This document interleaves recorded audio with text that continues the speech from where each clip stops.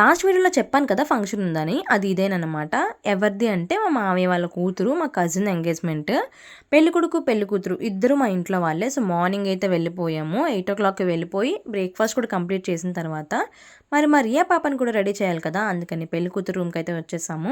తినే పెళ్ళికూతురు మేడం గారు రెడీ చేయడమే పెద్ద టాస్క్ అయిపోతుందేమో అనుకున్నాం, కానీ నీట్గా రెడీ అయిపోయి చాలా చక్కగా ఫంక్షన్ అంతా అయిపోయే వరకు ఉంచుకుంది అదే గెటప్, చిరాకు చేయకుండా. సో అందరూ అబ్బా ఎంత క్యూట్గా ఉందో అని చెప్పి ముట్టుకొని ఇచ్చేది కూడా కాదు, ఆ మేకప్ జడ పోతుందేమో అని చెప్పి.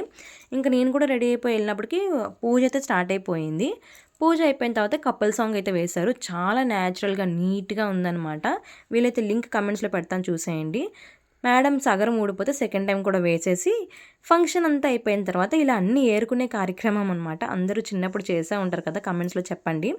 ఇంకా పంతులు గారు వచ్చి లాస్ట్లో ముహూర్తాలు కూడా పెట్టిన తర్వాత మేము ఇంటికైతే స్టార్ట్ అయిపోయాం.